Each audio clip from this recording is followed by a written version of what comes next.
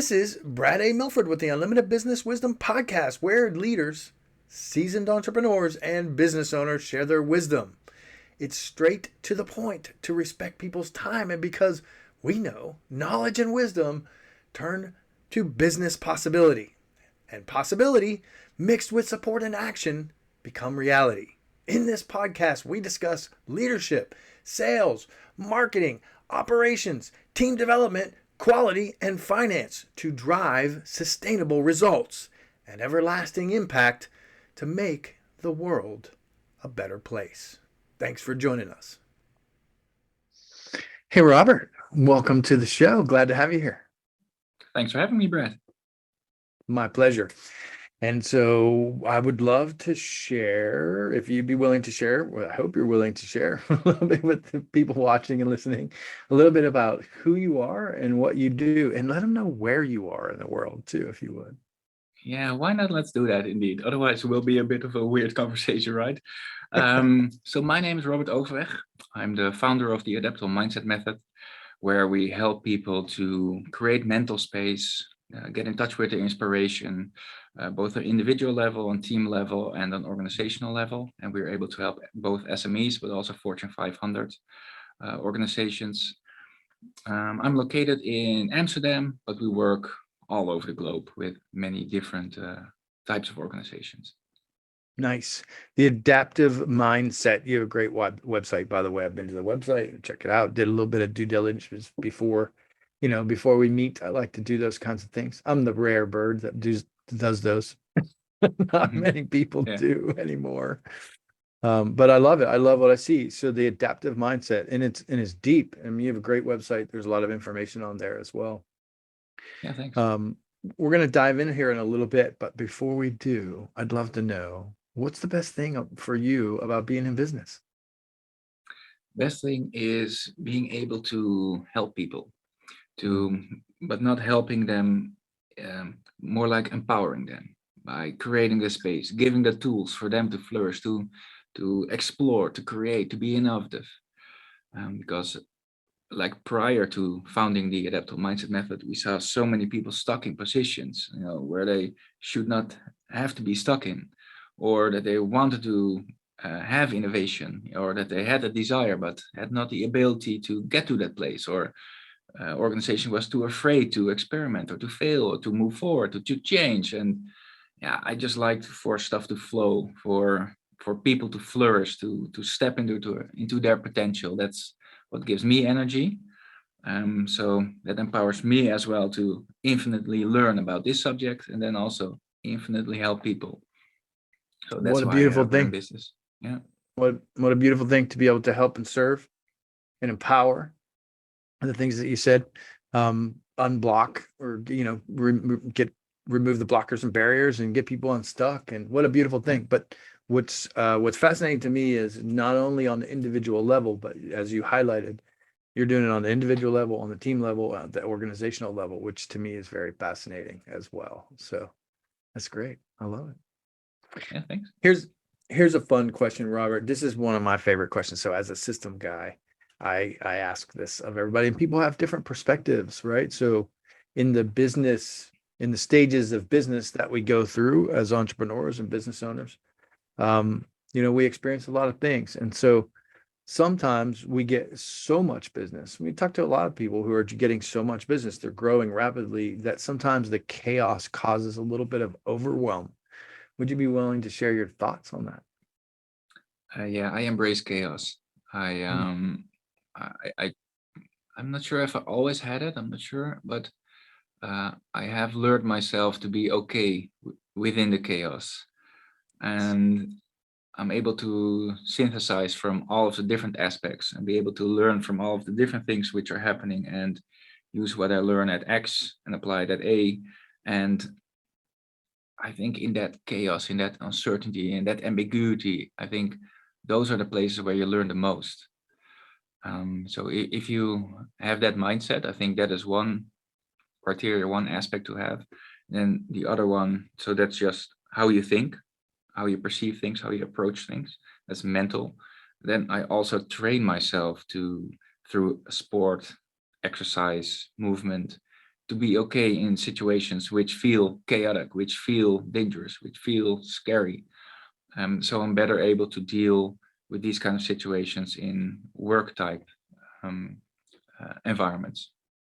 I love that. I mean, it's right out of the gate. Your first answer was I embrace it. I embrace chaos. Yeah. Love that. Now that is a rare thing. Most people, I think it's a reasonable statement to say that most people, I don't want to say everybody runs, but a lot of people do they avoid But Brad, chaos. I'm honestly, with you. I yeah, embrace it. I welcome it. but I open it. but having the idea that you have control, that is an illusion.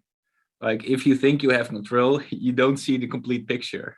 Like if you have your strategy set in stone, and if you think you are, moving with the currents and moving with the flow, then most likely you're not, and something is going to happen. So better prepare yourself for that, and better have that resilience and openness and flexibility, and just embrace it and go with the flow.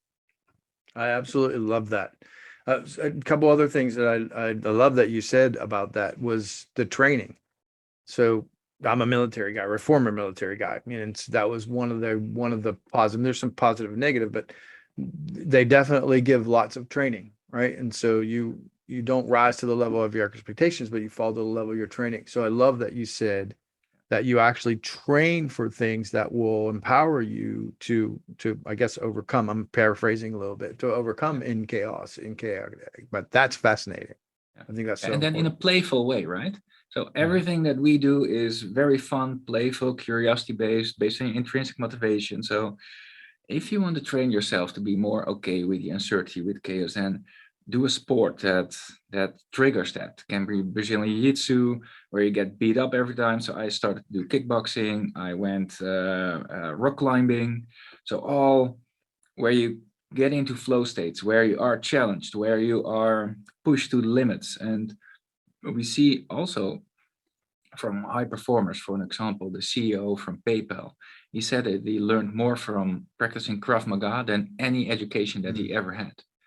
And so, and you see that pattern with a lot of high performers, that they are able to learn from almost anything. So this can be sport, but it can also be juggling. It can also be from long walks. It can be from whatever fits with your psychological profile, whatever fits with your character. And do more of that. And everyone sort of knows what works for them, but it's just about doing that and putting it in your calendar, making that part of your structure of your Love that. formula. Truly love that. I don't know if I'm going to be doing, excuse me, maybe I need to start Krav Maga. I don't know. I'm familiar with it, but maybe I need to start studying it. But I do, what went through my mind when you were sharing that is, I love diving.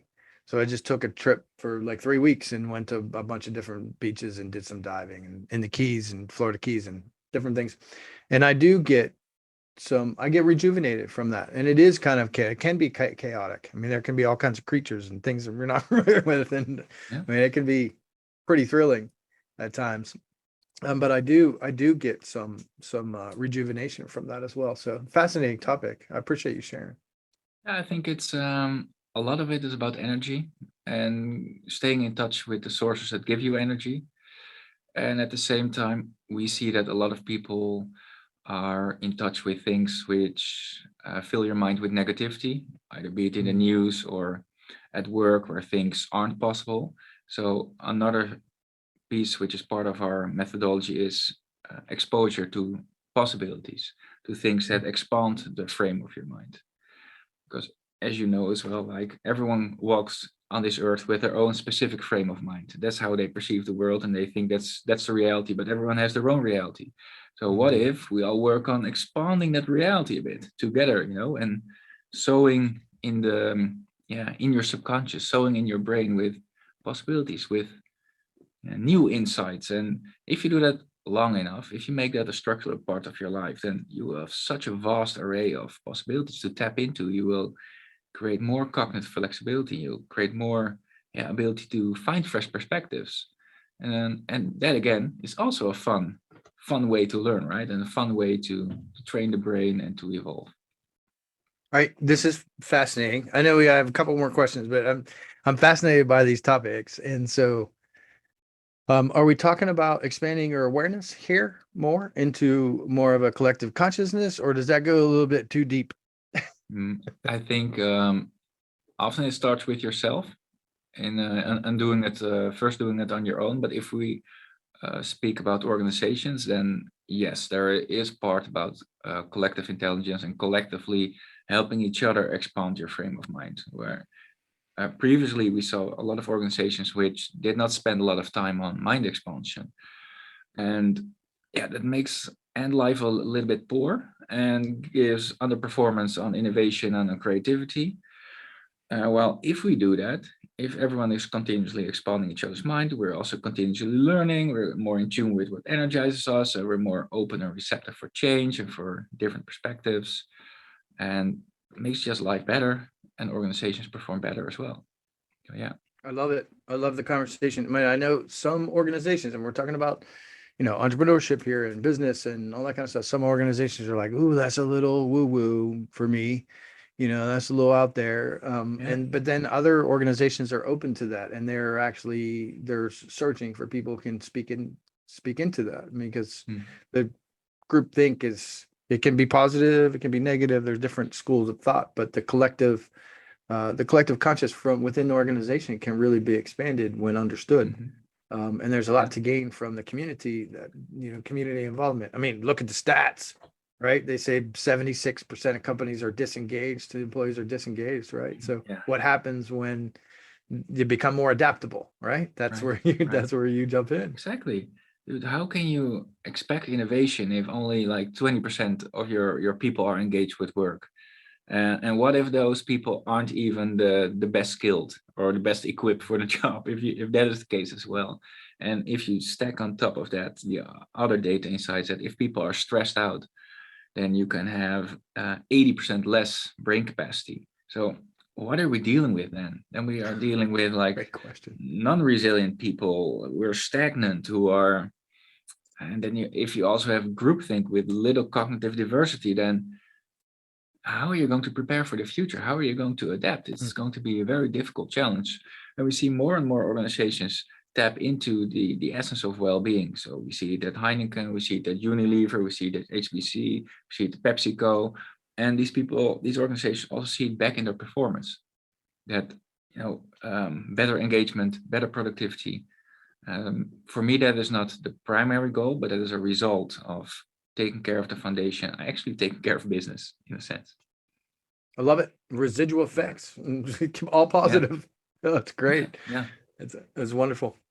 Robert, who else successful like yourself ought to be on the Unlimited Wisdom podcast?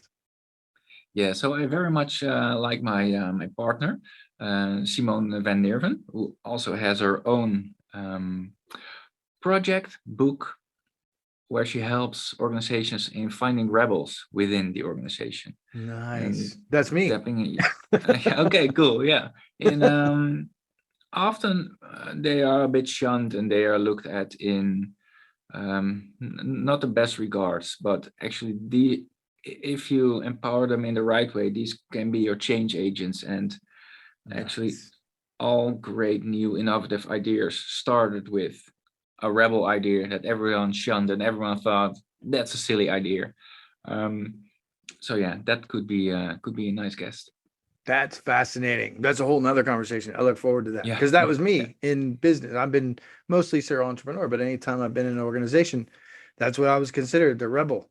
But if somebody would have embraced me in the right way, I could have delivered for them things that they couldn't even imagine. Right. And that is a powerful space. I love that. Yeah. Thanks for sharing. Sure. Back to you. We're going to get to the crux of this, right? So what piece of wisdom, and I know it's hard to share just one piece, but give us some of your knowledge or your wisdom, if you would. Like, what piece of wisdom would you share with other business owners?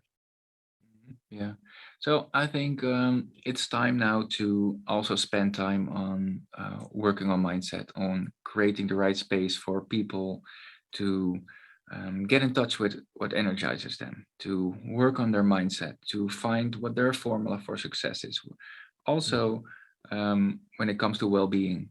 And if you look at all of these things like mindset, input, and also movement, then you've got a very beautiful triangle. And all of these things influence each other, and all of these things, they create more openness to new ideas. They create more resilience. They create more cognitive flexibility. That is what we see. And if you want, for example, your company to change, work data driven, or apply robotic process automation, all of these things, they require openness of the mind. They require for people to be able to take a different perspective of how it can help their goals, how it can help the organization. So if you work on that, you'll have less of the, nah, it won't work here, or this is how we've always done it. Those Oh, are the things that you hear often in organizations. But if you start with people and look at their context and first find out how we can improve their context, their environment, and their mind space, then your innovation, creativity, and change efforts will flourish and will succeed better. I love hearing this. I've read some studies about it. I've experienced some of it, but I love that you specialize in it. And that's a beautiful thing. You said the triangle, but I'm not sure if I caught all three pieces. So mindset, movement, and was there third piece to that Input. triangle? I missed it. It's the input. It's what you put in your what you put in front of your eyes, your periphery, what you share with each other. It's the art, it's the poetry, it's a new technology, it's the stuff that lights your heart, that that gives you energy. It's a little bit like creating a beautiful river of inspiration, which just flows through the organization, and taking time for that. And nice. Yeah. So this triangle that you're talking about, this mindset, the movement, the input, and then I know that you've mentioned a couple of times, and I also saw it on your website. I mean, it's driving innovation. It's driving creativity. Is that the driver here for you? Is that what you're seeing most, the most results? Like what kind of? Because here, let me reframe the question for you, Robert, in a better way. So I think from the business side of things, right? I'm really fascinated by this. So individually, I've walked through a lot of this, right? And and I see with a lot of clients how desperately they need it. And so I want to be able to express and really highlight and showcase what you're doing here. And so what are some of the results that the organizations and the teams that you're working with are experiencing? Would you be willing to share some of that? Yeah, sure. So we often enter through the pathway of innovation, of, hey, we want to launch a new platform, or hey, we want to have this organizational change. And then often we do things in parallel. Then we start with the innovation, with the prototyping, with the ideation. But in parallel, we work on what possible challenges people might have.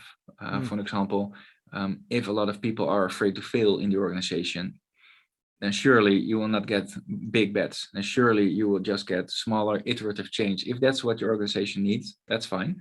But if you want like larger types of innovation, then you do need the ability to develop your own vision, deal with the ambiguity, with the uncertainty, with the not knowing, all the things that we already went through. That's all part of change and innovation.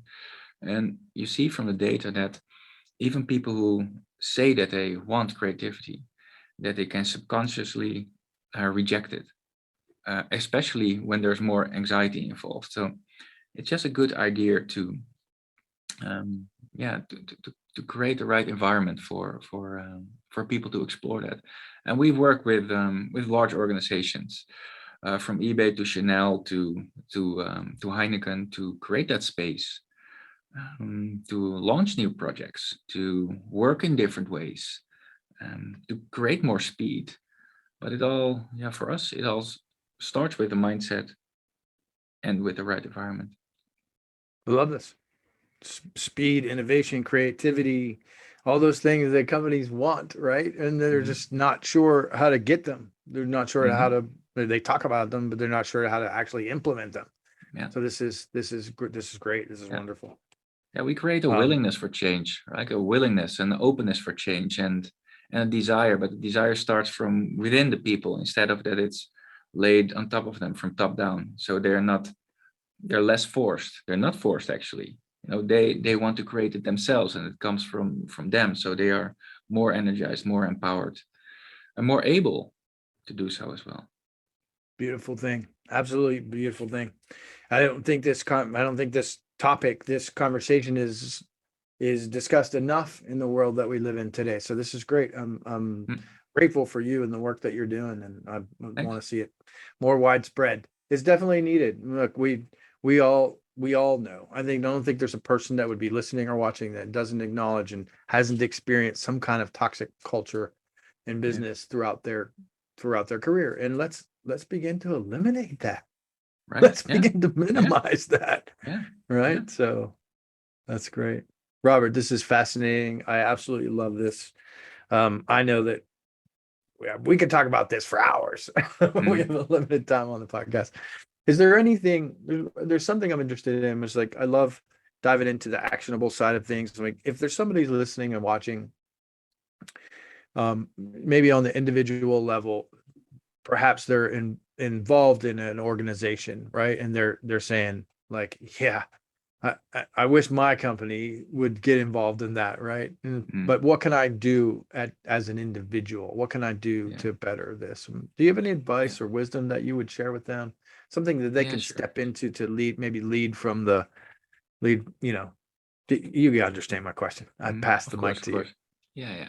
So what I always say is, don't wait for permission. Don't wait for the right moment. Don't wait for someone else to create that space. Why don't you create that space? And often you know what is needed. Maybe you need a few tools.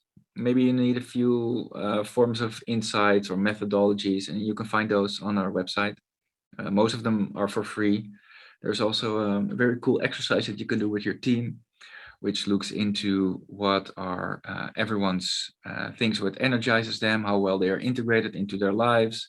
There's also an entire blog post on new technological innovations that can really speed up the innovation within your organization. And those are already two building blocks that you can experiment with, play with. And if no one's listening, then just do it on your own. And then at least you will learn. And if then no one wants to evolve with you or contribute to it, then could be that you're not in the right place. That could also be the case, right? Yeah. So good point. Yeah. So for me, it's always about flowing, moving forward, and also creating your own space. Don't wait for other people. But do bring them on board, of course. I love it. That's great. And reach out to you, of course. Yeah, you can do that as well. Yeah, I love it. No, this is great. Fascinating conversation. Very needed. I mean, I think that there's so needed in the market that we're in today. So thank you. I celebrate you. I ask everybody this question before we go to how they can get in touch with you and, the fascinating initiatives we're working on right now. I'm fascinated because we live, in Amsterdam, they probably know this, but here in the States, sometimes we need reminded, right? But we work to live, not live to work. And so I love asking every guest, what's the most fun vacation you've ever had? So when we vacation, we go to Amsterdam. So you living in Amsterdam, what do you do? Yeah. Well, funnily enough, I actually try to integrate a little bit of vacation in every day. So sure, I have had beautiful vacations in Japan, in Thailand, etc. But I don't want to live my life just for those few weeks. So I try to create space as well during the day for exercise, for walks, for fresh perspectives. And that makes me so much more productive. And the how many things I'm able to read and how many fresh perspectives I'm able to develop, and by taking the walks or exercising, it allows you to resynthesize with all of the things. Let your subconscious do a little bit of the problem solving, and that is so valuable in this day and age where everything is hectic, everyone jumps from meeting to meeting. So I'm actually able to add a lot of value for organizations, or we are actually able to do that by living life in a little bit more of a balanced way. And of course, it can be crazy in my life as well, right? Where we just work 24/7, but there should be space for those kind of things, and then you will perform better as well. I love it. I absolutely love it. And a little vacation every day. That's a great reminder for all of us who work so hard to actually build some time in there, create some boundaries. It's a great reminder for everyone. And I love that you mentioned walks several times. I saw a clear pattern in there. Like, get out, take a walk, turn everything off. I'm a big advocate of that. I love that. And I learned that, Einstein and Tesla and a lot of very creative people have always done that. So I love hearing you say that several times. I wanted to highlight that pattern that you mentioned. It's like, turn it off, take a walk, let the mind just, do what it does. And Can I that's a chime in on beautiful that? thing. It's like, if you're like feeling down, pissed off, or grumpy or whatever, go for a 30-minute walk and see how you're at the end. And then often you're like, what was the issue again? And if you also create space during that walk. So I often prefer not to have music, or I can have a podcast, but I do like 50-50 times yes or not. But just to let your own mind process things, and maybe have an idea that you want to solve in the back of your mind, but just let your subconscious brain do a bit of the problem solving, because it can tap in this vast array of possibilities, and it's probably better than your just your rational cognitive mind. I'm 100% with you. I get so many ideas when I call them my strategic walks. I just turn it off. Yeah. I just turn it off and just walk. Yeah. It's great. I love it. Robert, this has been fascinating. I love it. Love what you do. I appreciate the fact that you took a chunk out of your day to be here, to serve, to speak into people. And that's very meaningful for me. And so thank you. I celebrate you. I honor you for what you do. It's very needed. What before I go right to like where people can reach out to you, is there any kind of initiative, any specific initiative, anything fascinating that you're working on that you'd love to share with people watching and listening? And so if you'd share that, and then afterwards, if you'd share how when somebody watches this and listens to it and they say, I have to reach out to this guy, Robert, how they can get in touch with you. Yeah, sure, Brad. So we are now supporting several ventures, because our philosophy is, if you see something amiss, then why not try to change it yourself? So we are supporting schools in creating a different curriculum, where we train adaptability, mental resilience, how to stay in touch with your intrinsic motivation. That is a multiple year project, but a lot of people want to contribute, so that's fascinating. We are helping a tribe in the rainforest in Peru to become self-reliant and do regenerative agriculture in the jungle there. And we are looking into supporting farmers in Europe, in the Netherlands, in helping them get the word out also on regenerative agriculture, because these people have the ideas, they have the abilities, but being able to market something, PR, copy, etc., that's a different ball game. But if you have the network like us, then, and if you come together, then we can really make a change. And these are like 3 domains that we chose to take the first initial steps in making that change. So it's a foundation, right? Kids, ability to think, ability to act for themselves, modulate their energy, etc., but also create proper food, with healthy food, which is also a foundation. So we're looking into trying to create a better ecosystem in a way. Wonderful. Love those. I'm actually want to chat with you about some of those after we wrap up here. That's great. Yeah. Especially the school thing. I often say, how come they didn't teach us this in school? Right. So, yeah. the Just very write down things we all talked of those about on the things and podcast we'll do today. it ourselves. Right. Yeah. That's it. Yeah, I Yeah. love it. It's wonderful. And so when somebody watches and listens, what's the best way for them to reach out to you, Robert? Get involved in some of these organizations. What's the best way for? Yeah. Oh, they can go to adaptablemindset.com. They can just send an email to us. They can find me on LinkedIn on Robert Overweg, Overweg, or on Twitter, also Robert Overweg. And whichever way Wonderful. they want to find us, that's which is available. Fantastic. We will have those links down below too. So if you're driving or whatnot, you can just go and click the links later after you're done driving. So Robert, I appreciate you. Thanks again. This has been wonderful. And I celebrate you for all the work you're doing to create impact in the world. Thank you for what you do. Thanks, Brad. Thanks so much. This is Brad A. Milford with the Unlimited Business Wisdom Podcast, where leaders, seasoned entrepreneurs, and business owners share their wisdom. If you're looking for more on leadership, sales, marketing, or operations to drive team development, higher quality, and high-level sustainable profits, we encourage you to join the Built for Brilliance community on Facebook or reach out to us about one of our mastermind groups, coaching or consulting, or even fractional COO services. You can reach us at buildbrilliance.net/contact. We thank you for listening, for sharing the show, and appreciate your rating and reviews, as this makes more shows possible. Thanks for joining us.